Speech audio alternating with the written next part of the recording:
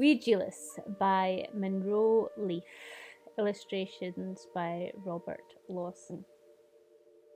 It's about a wee boy who has Highlander and Lowlander family in Scotland, and he has to make a decision. Let's find out what he gets up to. Wee Gilles.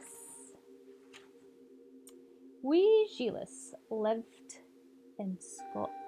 It's a great place. His real name was Alistair Roderick Craiglachie Dalhousie Gowan Donnybristle Mac Mac.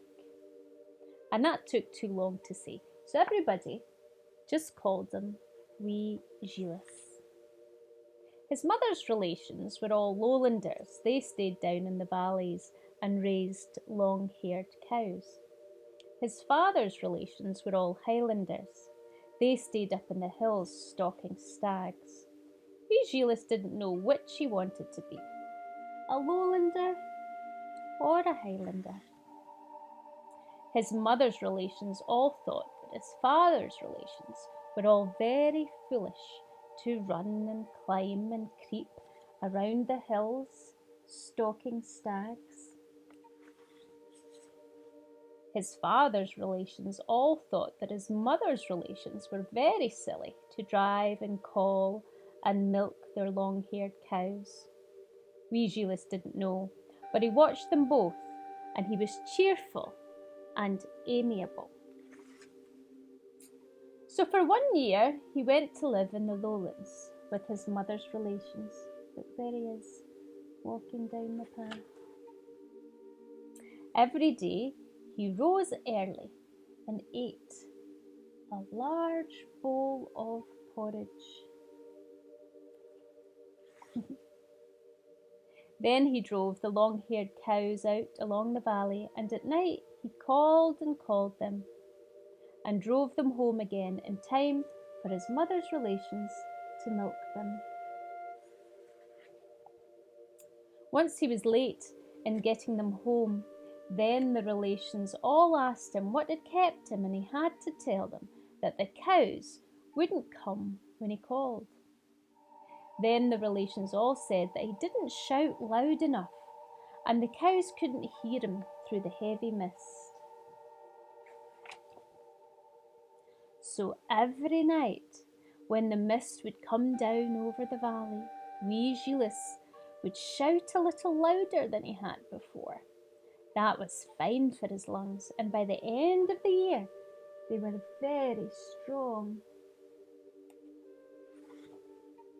On the first day of the new year, Wee Gilles went up to the Highlands.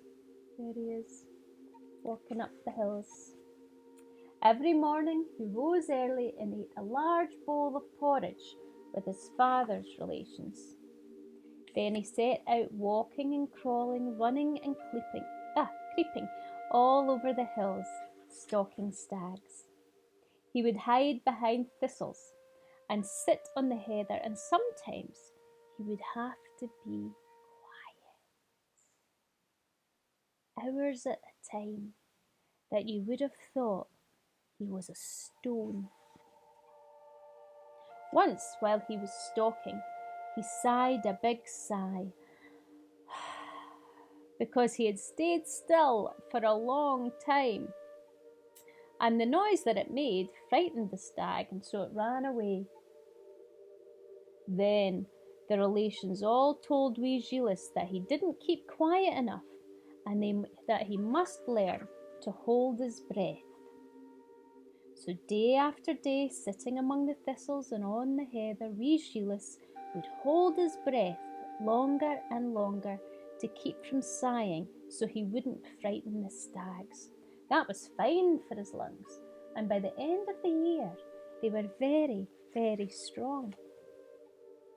So year in and year out, Wee Gilles would take turns calling the cows in the lowlands and stalking the stags in the highlands, and all the while his lungs grew stronger and stronger. The last day came when he must make up his mind and decide forever which to be, a Lowlander or a Highlander. Bright and early in the morning, There were 2 loud knocks at the door, and when he opened it, there stood his Uncle Andrew from the Lowlands and his Uncle Angus from the Highlands. Gilles put on his kilt in a hurry, and away they went out in the morning.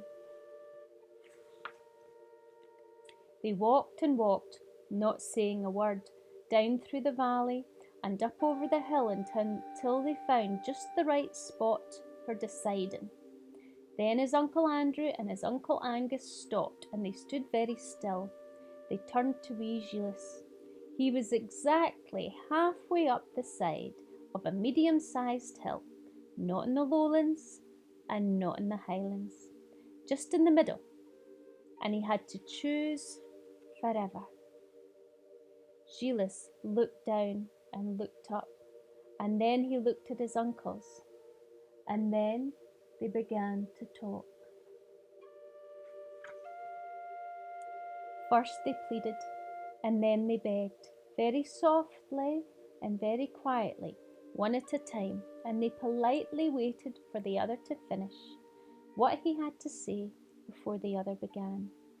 But still, wee Gilles couldn't decide. So the uncles' voices grew louder and louder, and they didn't wait for each other to finish talking anymore, but they shouted and screamed and yelled until they jumped up and down and were stamping their feet. You could hear them shouting all the way down in the valley and all the way up in the hills. Suddenly, his uncles stopped jumping and shouting because a very large man had come up behind them. He was carrying something brown and big, but he put it down beside a rock, and then he looked at wee Gilles, and then Uncle Andrew, and then Uncle Angus, when they were very quiet. He sat down on a rock. Here he is. He picked up the big brown thing that had looked like a sack with sticks on it, and he took a deep breath, and he puffed his cheek, and he shut his eyes and blew into one end of it with all his might. Nothing happened, and he shook his head sadly and tried again, but nothing happened. And then he was very sad, and he said so. He was almost ready to cry, because he was a bagpiper, and he had just made these fine new bagpipes to play on, but he had made them a wee bit too big, and he didn't have breath enough to blow them. Uncle Andrew was sorry for him, so he tried to blow, but he couldn't. Uncle Angus was sorry for him too, so he tried to blow, but he couldn't either. So they all sat down on the rocks and were sad together. Wee Gilles wished that his uncles would ask him to try, but they didn't, so he just stood and looked as though he would like to. After a long time, the large man noticed him and shook his head slowly. But because wee Gilles looked so wanting to, the large man asked him if he would like to try. And wee Gilles said, "Aye." And so he did. First he took a deep breath, the way he used to when he was going to call the cows on a misty night in the Lowlands. Then he held it in the way he used to when he was sitting, stalking stags in the Highlands. And then he blew with all the force in his very, very strong lungs. The bag filled up and let out a screech, though every one of the pipes and the large man and Uncle Andrew and Uncle Angus fell off the rocks in surprise. So the large man taught him how to make music, and now wee Gilles is welcome down in the Lowlands and up in the Highlands, but most of the time he just stays in his house halfway up the side of a medium-sized hill and plays the biggest bagpipes in Scotland. Isn't that a great story?